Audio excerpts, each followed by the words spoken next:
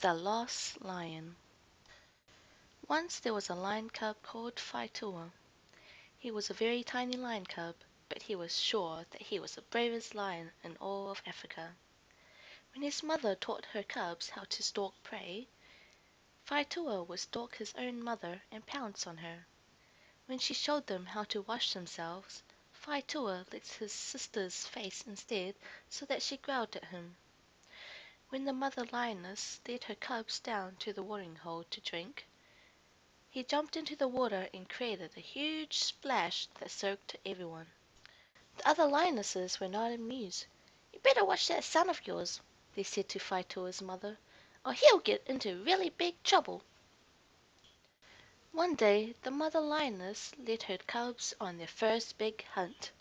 "Stay close to me," she said, "or you could get hurt." She crawled through the undergrowth with her cubs following on behind, one after the other. Faitua was at the back. The grass tickled his tummy and he wanted to laugh, but he was trying hard to be obedient, so he crawled along, making sure he kept that bobbing tail of the cub in front in sight. On and on they crawled until Faitua was beginning to feel quite weary. "But a brave lion cub doesn't give up," he thought to himself, and on he plodded. At last the grass gave way to a clearing. Faitua looked up, and to his dismay he saw that the tail he had been following was attached, not to one of his brothers or sisters, but to a baby elephant. Somewhere along the trail he started following the wrong tail, and now he was hopelessly lost. He wanted to cry out for his mother, but then he remembered that he was the bravest lion in all of Africa. So what do you think he did? He went straight up to the mother elephant and growled his fiercest growl at her. "That'll frighten her," thought Faitua. "She won't dare growl back." And of course she didn't growl back. Instead she lifted her trunk and trumpeted so loudly at Faitua that he was blown off his feet and through the air and landed against the hard trunk of a tree. Faitua got up and found that his knees were knocking. "Oh my!" he thought. "That elephant has a very loud growl, but I'm still definitely the bravest lion in all of Africa." He set off across the plain. It was getting hot in the midday, and soon Faitua began to feel sleepy. "I think I'll just take a nap in that tree," he thought, and started climbing up into the branches. To his surprise he found that the tree was already occupied by a large leopard. "I'll show him who's boss," thought Faitua, baring his tiny claws. The leopard raised his head to look at Faitua, and then bared his own huge razor-sharp claws. He took a swipe at Faitua with his paw. Without even touching Faitua, the wind from the leopard's great paw swept Faitua out of the tree, and he landed with a bump on the ground. Faitua got up and found that his legs were trembling. "Oh my!" he thought. "That leopard had big claws, but I'm still definitely the bravest lion in Africa."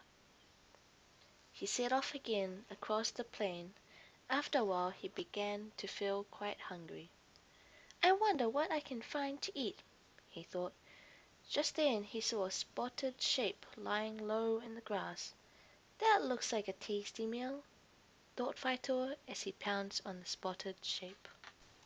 But the spotted shape was a cheetah. Quick as a flash the cheetah sprang away, and as he did so his tail caught Faitua a blow that sent him spinning round and round in circles.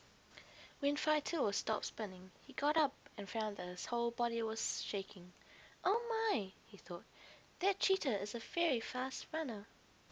He then added in a rather small voice, "But I'm still the bravest lion in Africa."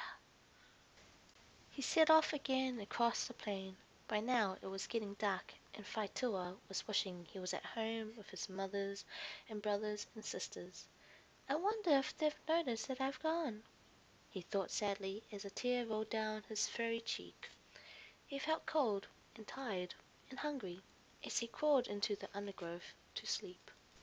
Some time later Faitua was woken by a noise that was louder than anything he's ever heard before, louder even than the elephant's trumpeting.